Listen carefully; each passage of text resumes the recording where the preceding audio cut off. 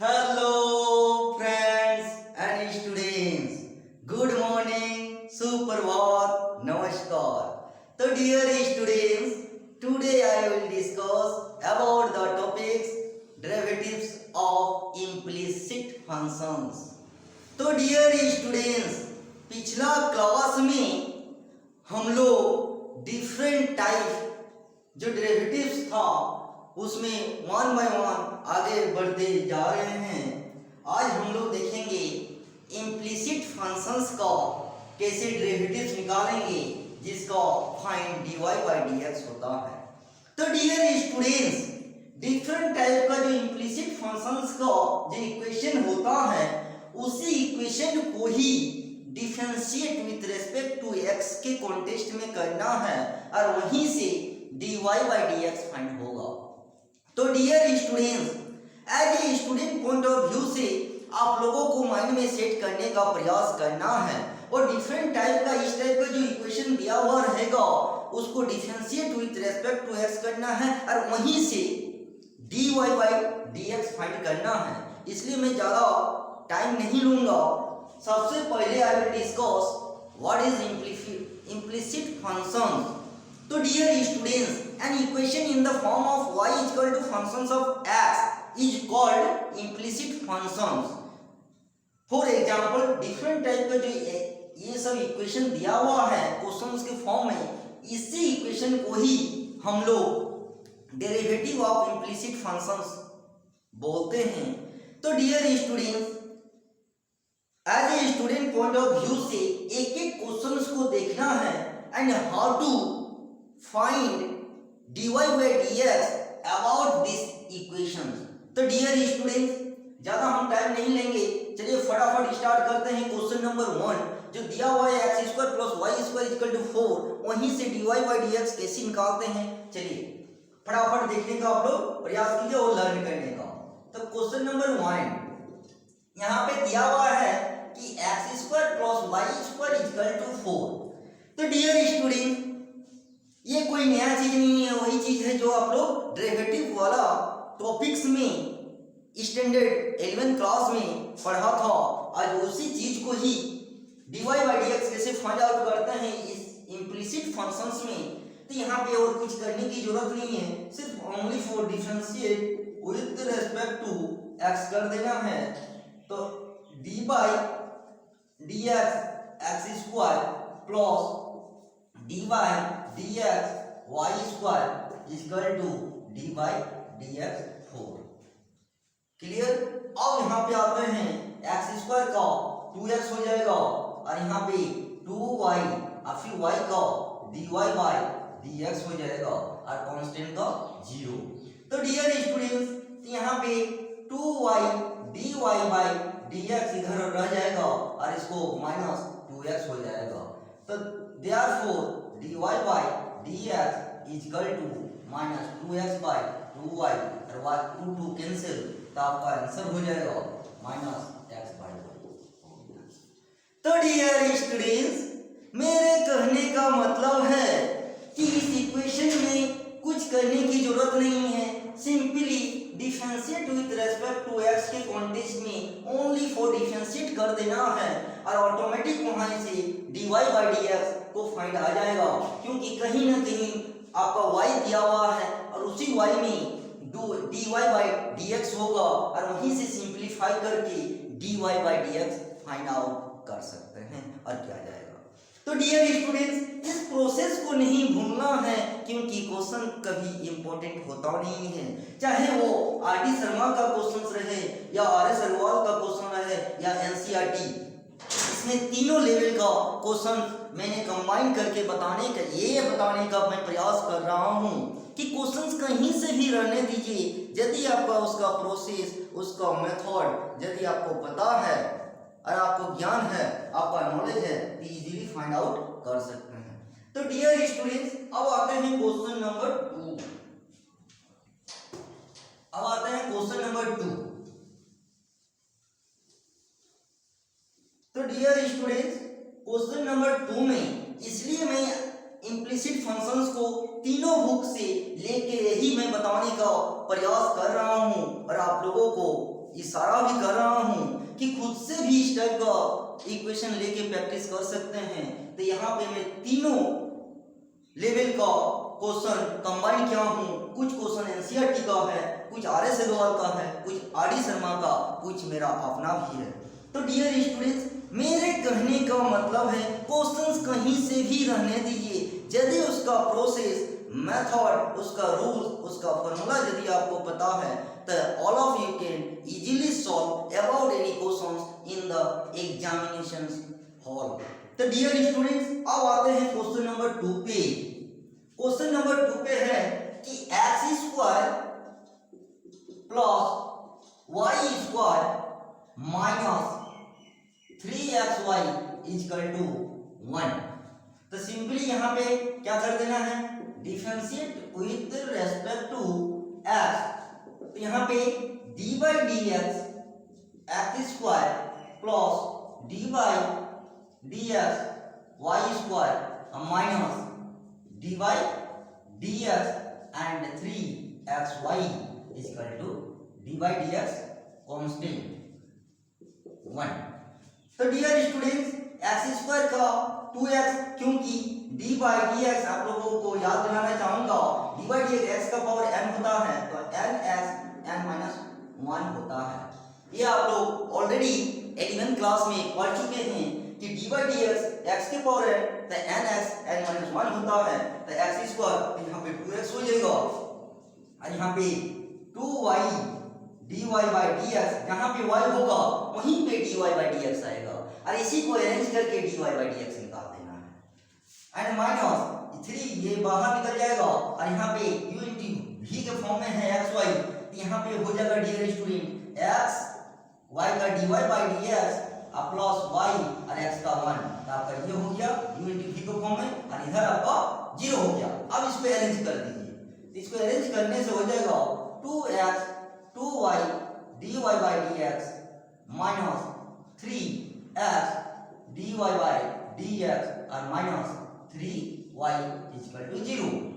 तो dear students, यहाँ पे dy बाई डी एक्स को कॉमन ले लेना है तो 2y माइनस 3x और ये चीज उधर ले जाइए, इधर हो जाएगा माइनस है तो प्लस 3y और इधर 2x माइनस प्लस में है, इधर माइनस हो गया। तो डियर स्टूडेंट्स, अब इसको अरेंज कर दीजिए।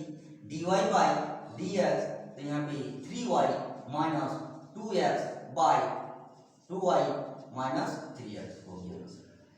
तो डियर स्टूडेंट्स,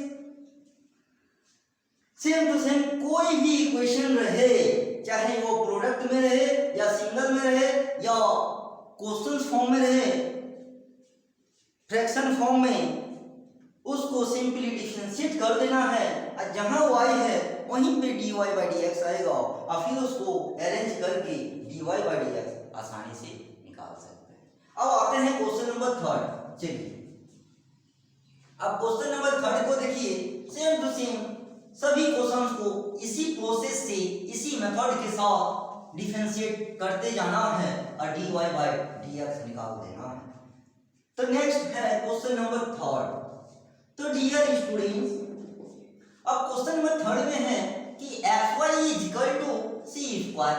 अब यहाँ पे डिफरेंशिएट कर दीजिए, differentiate with respect to x।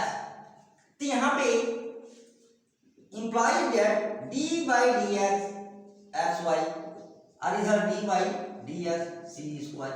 अब यहाँ पे देखिए u इंटू v का फॉर्म में है, तो यदि आप लोगों को दिक्कत हो रहा है तो u इन v का ये प्रोडक्ट रूल्स को पहले लिख लीजिए।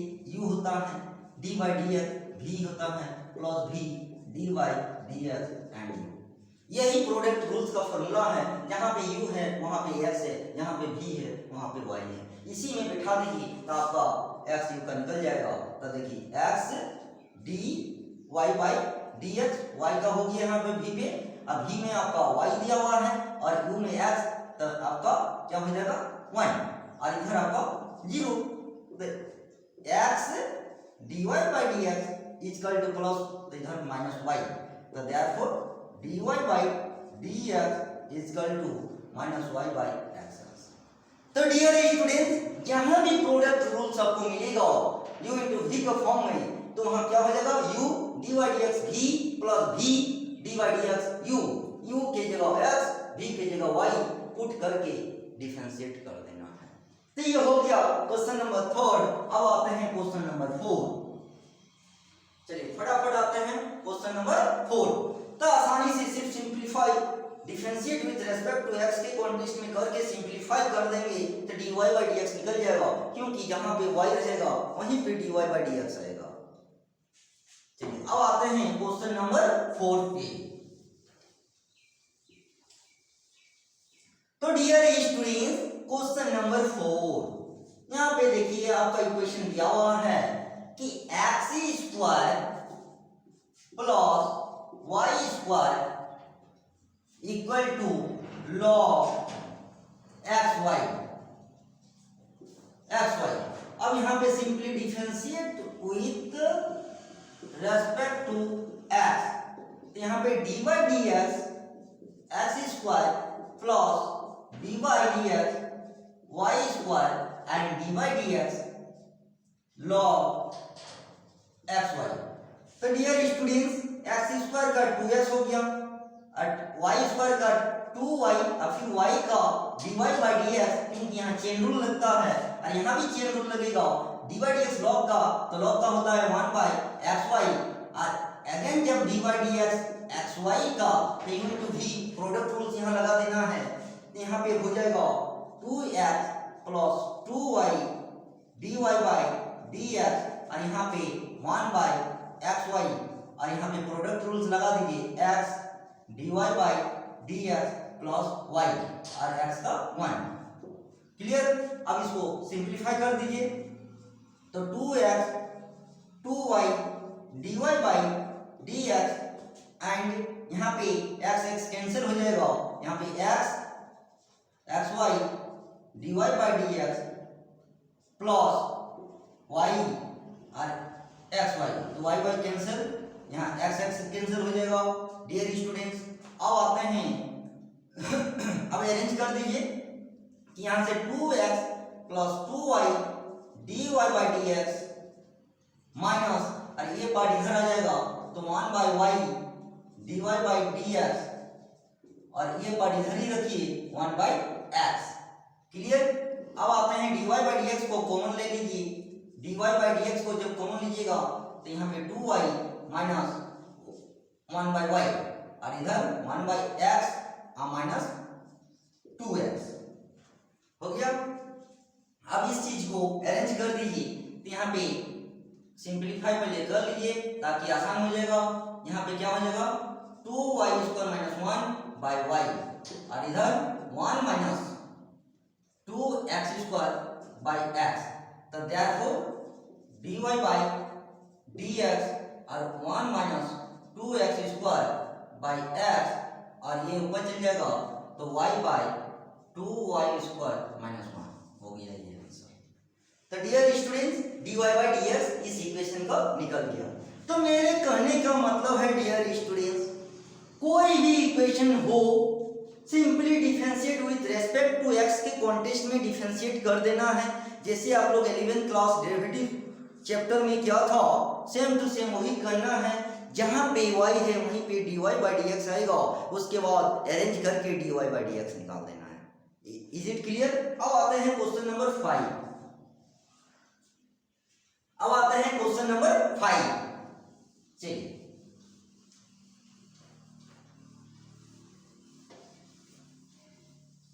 अब आते हैं क्वेश्चन नंबर 5। 5 में है dear students 2x plus 3y equal to sine x।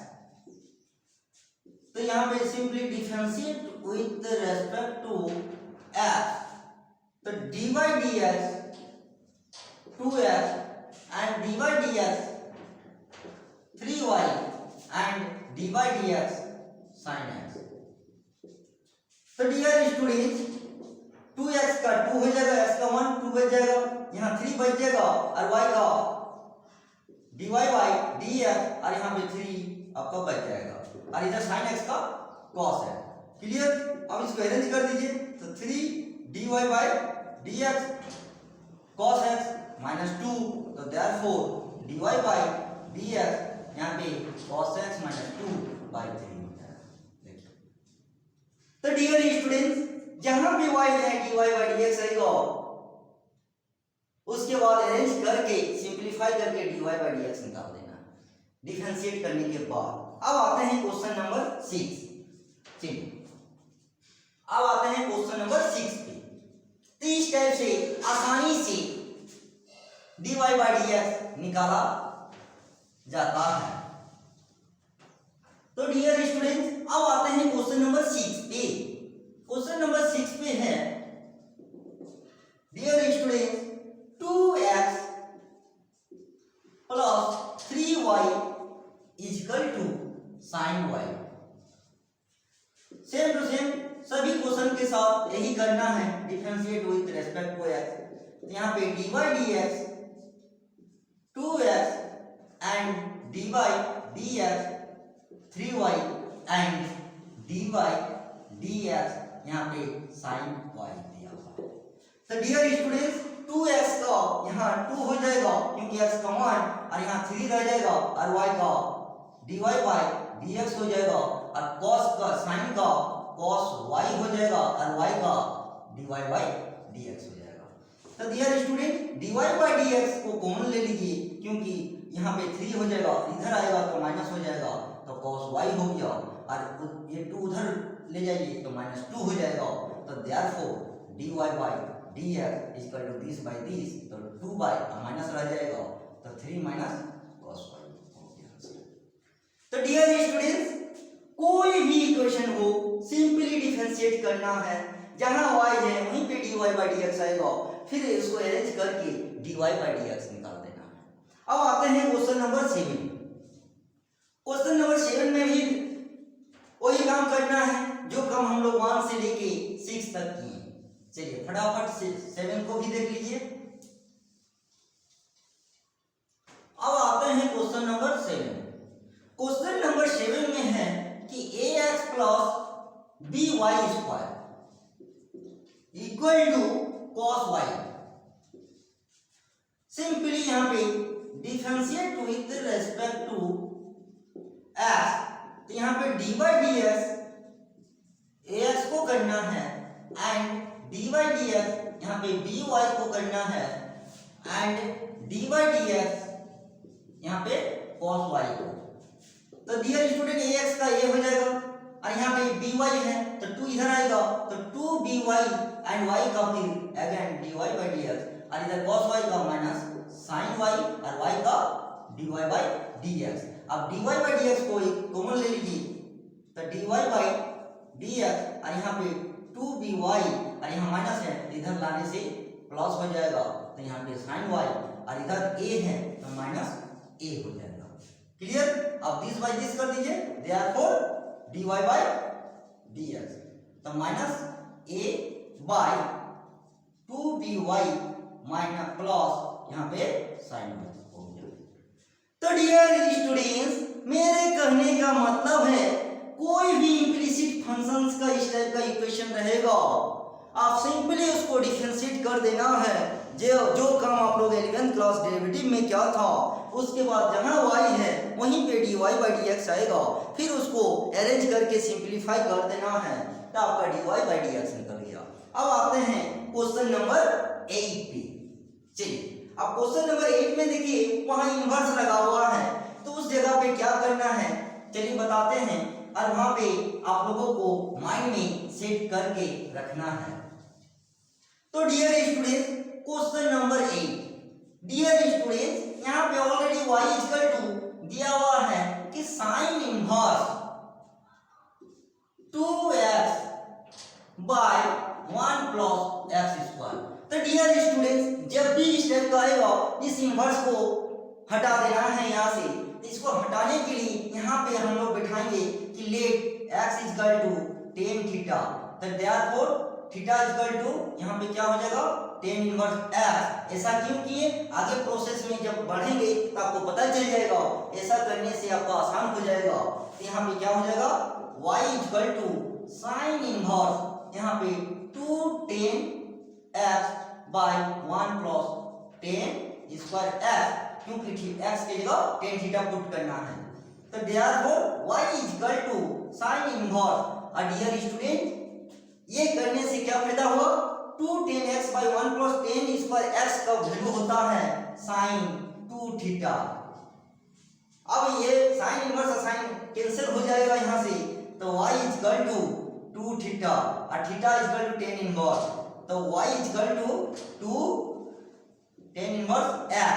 अब यहाँ पे डिफरेंशिएट कर देंगे, differentiate with respect to x, और y का क्या हो जाएगा, dy बाय dx और इज इक्वल टू 2 into और tan इनवर्स का क्या होता है 1 by 1 plus x स्क्वायर, तो देयरफॉर dy by dx, तो 2 by 1 plus x स्क्वायर हो गया आंसर। तो डियर स्टूडेंट्स, इस टाइप का जब भी इनवर्स रहेगा उस इनवर्स को हटा देने से आसानी से उसका डिफरेंशिएट कर सकते हैं, क्योंकि tan इनवर्स का 1 by 1 plus x स्क्वायर होता है और ये साइन इनवर्स और साइन हट गया तो 2 थीटा बचा और theta is equal to tan inverse x। तो डियर स्टूडेंट्स, मेरे कहने का मतलब है और मेरा इशारा आप लोगों को यही बार बार रहता है कि क्वेश्चन किसी भी बुक से किसी भी राइटर से रहने दीजिए या नहीं रहने दीजिए। आज हम इसलिए कंबाइन लेके बता रहा हूँ, कुछ क्वेश्चन एनसीईआरटी का है, कुछ आर.एस. अग्रवाल का है, कुछ आर.डी. शर्मा का है, तो कुछ मेरा अपना भी है।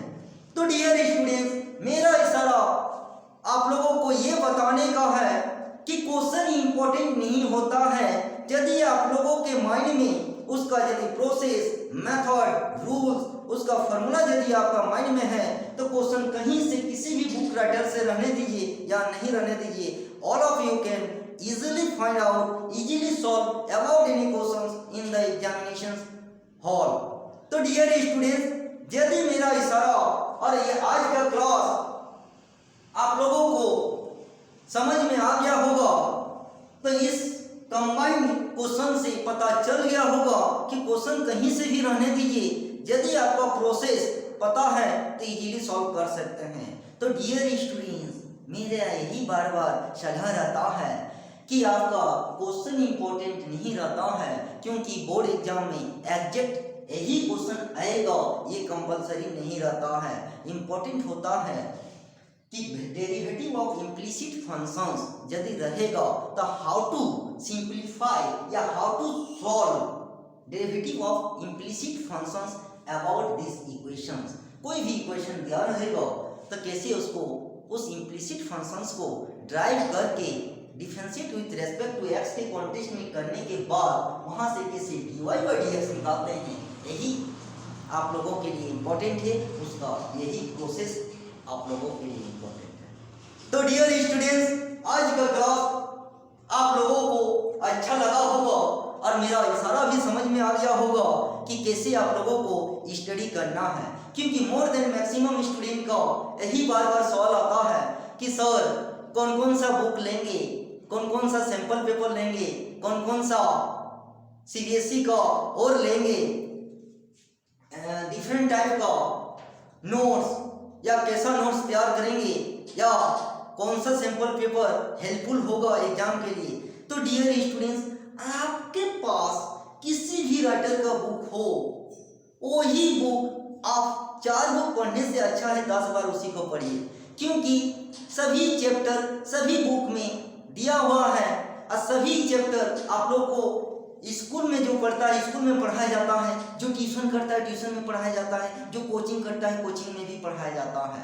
तो डियर स्टूडेंट्स, सारा चैप्टर सेम रहता है, क्वेश्चन अलग अलग होता है, क्वेश्चन किसी में कम किसी में अधिक रहता है, लेकिन सभी का जो प्रोसेस होता है, जो मेथड होता है, जो रूल्स एंड फॉर्मूला होता है, वो सभी बुक्स के लिए सेम होता है। तो डियर स्टूडेंट्स, इसलिए मैं बार बार सलाह देता हूँ कि क्वेश्चन इंपॉर्टेंट नहीं होता है, इंपॉर्टेंट होता है उस चैप्टर का जो process and method and rule and their formula, उसी को माइंड में सेट करके रखना है। तो आप लोग को कोई भी सैंपल पेपर, गाइड, नोट्स और डिफरेंट टाइप का राइटर का बुक पढ़ने की जरूरत ही नहीं पड़ेगा। यदि एक ही बुक को आप एज ए स्टूडेंट लेवल में हैं तो इसलिए मैं सलाह देता हूँ कि स्टूडेंट लेवल में एक ही बुक को 10 बार पढ़िए। 10 बार पढ़ने से आपका 100% इसका प्रोसेस मेथड माइंड में सेट हो जाएगा। माइंड में यदि उसका मेथड प्रोसेस सेट हो गया तो क्वेश्चन किसी भी बुक से रहने दीजिए, इजीली सॉल्व कर सकते हैं। इसलिए मैं आज वाला question derivative of implicit functions को एनसीईआरटी का, आर एस अग्रवाल का, आर डी शर्मा का कुछ अपना भी इसमें सेट कर दिया हूं ताकि मेरा इशारा आप लोग समझ जाइए। तो डियर स्टूडेंट, आज इतना ही। फिर नेक्स्ट क्लास में नेक्स्ट इसका लॉगरिथम्स एंड एक्सपोनेंट फंक्शंस को देखेंगे। तब तक के लिए थैंक यू।